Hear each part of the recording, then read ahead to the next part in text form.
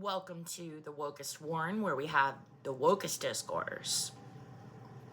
Tonight, I want to talk about Michael Parenti. Well, not really. I want to talk about what it means to know how to read. So, back in the 80s and the early 90s, I was a kid. But I was a kid that could read. And so I would send away for these zines, like I would send $1 or $2 in a self-addressed stamped envelope.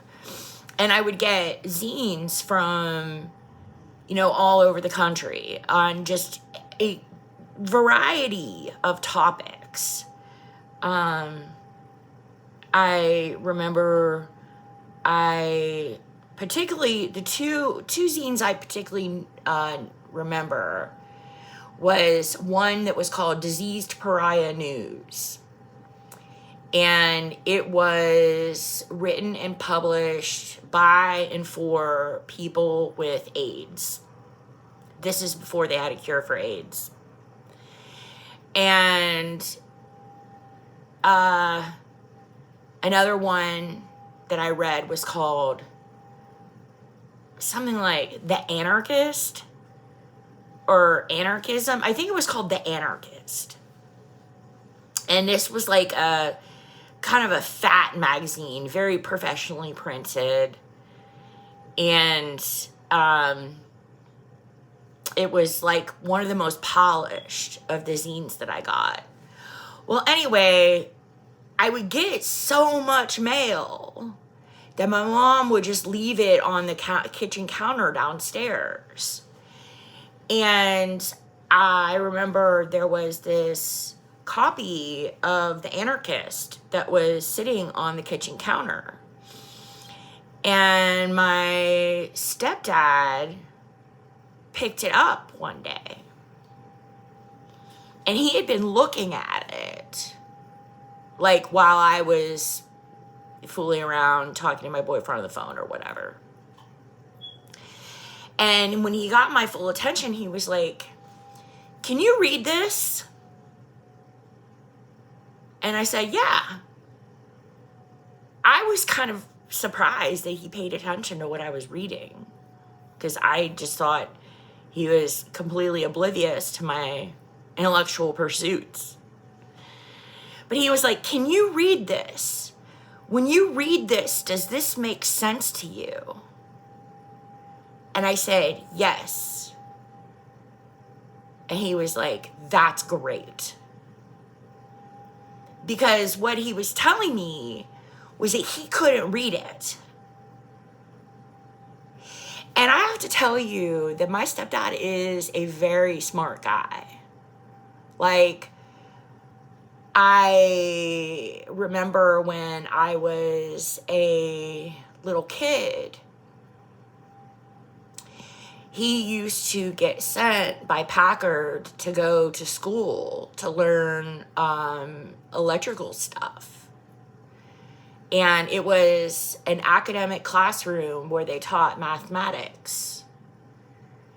And he had a textbook.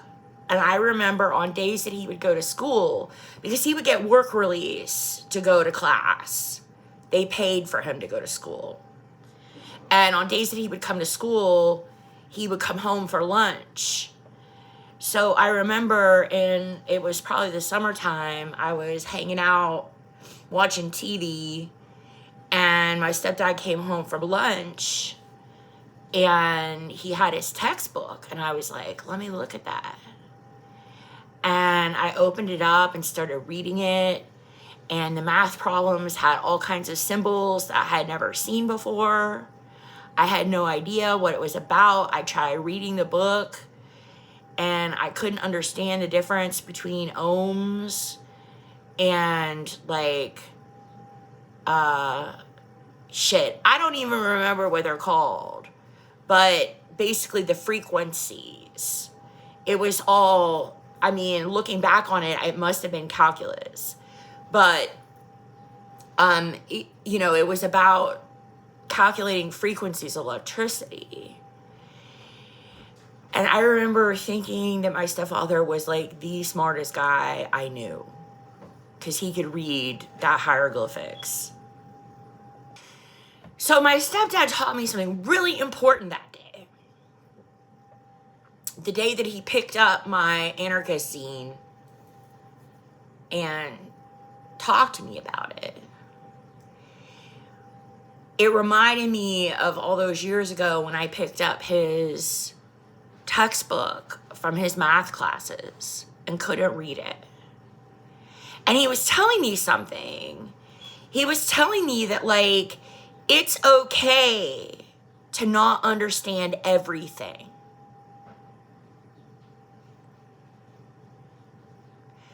We are part of a family and we care for each other. So if he can read the book on electricity, I can read the book on anarchism, and together we know more. This requires a lot of trust. You have to trust that your family members have your best interest at heart. And I can tell you, with my family, I feel that way.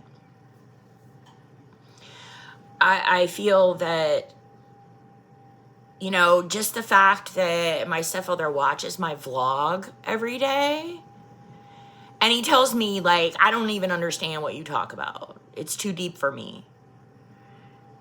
It's like, I am so pleased. Like, he is so pleased. He is pleased that I have attained the level of education that I have surpassed him.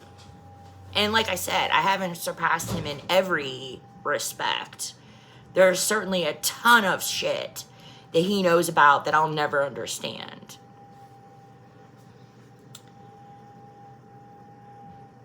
But it's like,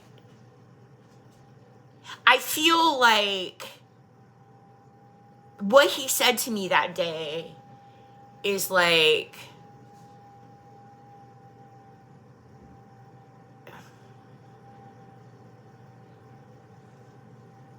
it was as a parent.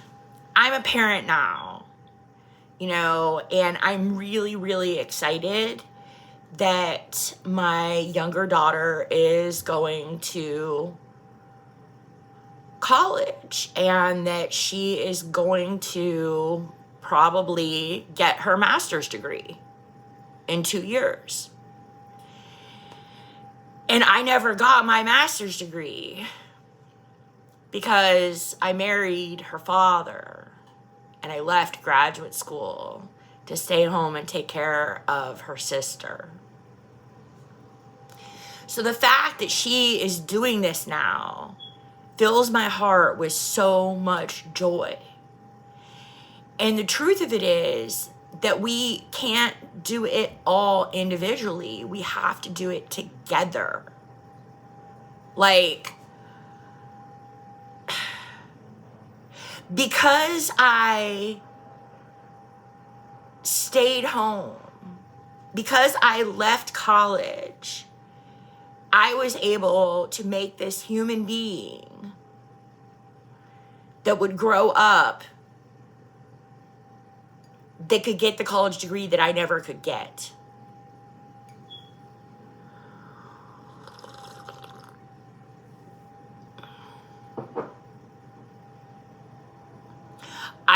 I'm proud of my children the same way that my parents are proud of me.